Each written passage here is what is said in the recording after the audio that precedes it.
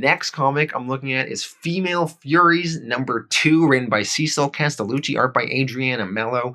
Issue 1 was very controversial because there was lots of Darkseid and Granny Goodness, and Darkseid was pressuring Granny Goodness to have sex with him. Lots of #MeToo moments, lots of sexual harassment on Apokolips, which is just kind of ridiculous. And this issue, I think, was a little bit better, maybe, but it didn't really turn things around that much. There's still a lot of sexual harassment stuff. So we have this character, Wiliks, and he is training this girl, Aurelie, and he is sexually harassing her all throughout this issue, grabbing her ass, doing lots of inappropriate stuff.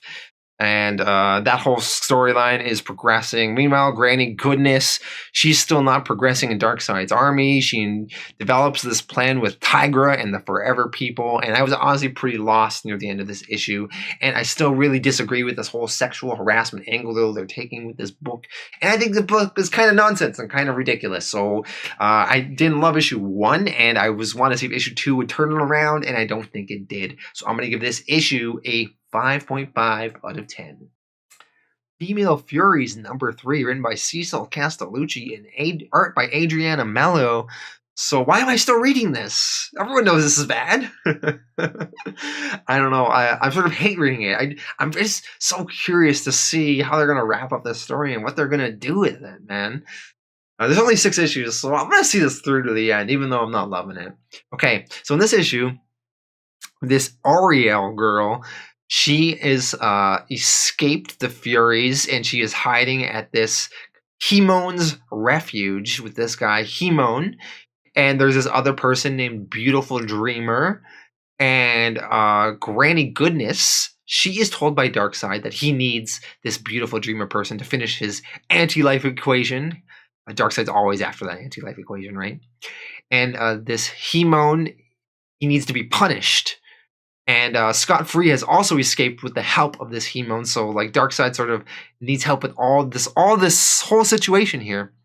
So Granny Goodness gathers her Furies, and they go after this Hemon. They go to his refuge. They battle everyone there.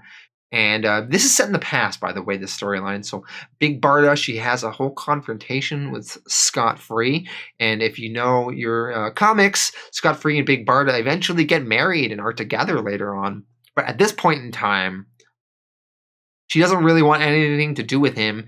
And Scott-Free is saying, with this Hemon's knowledge, he can escape from anywhere.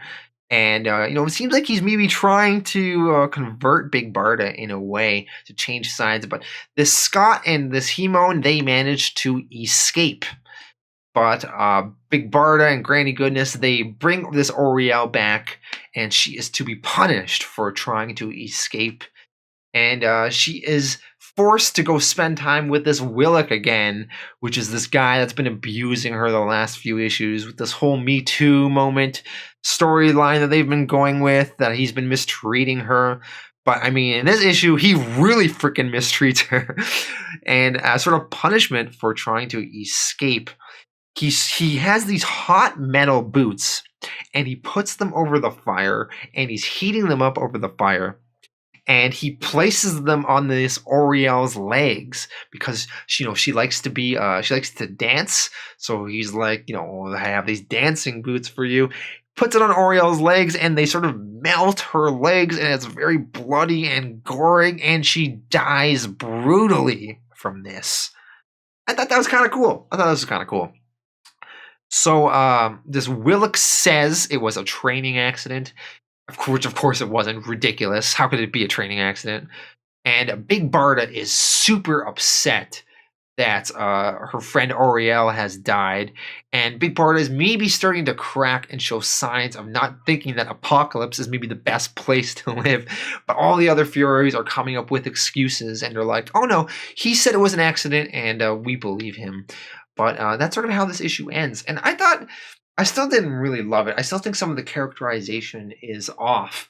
I would really love a series that explored Darkseid and the Fourth World and sort of went through all of the backstory of those storylines from back in the day. I would love like a sort of modern retelling of that. That would be really fun. But you're not getting that here. You're getting sort of this weird Me Too storyline. But there's some interesting stuff here. You see Big Barda and Scott Free sort of connect a bit, and maybe they're going to form this relationship later. You see Big Barda starting to sort of have cracks and sort of break away from Granny Goodness and all this sort of brainwashing of Apokolips, right? And Darkseid. So we're going to eventually see Big Barda maybe change sides and turn. So that could be really fun. Yeah, this was not the best, but there's some stuff here that are okay. I liked it better than issue 1 and 2. I'm going to give this one a 6 out of 10.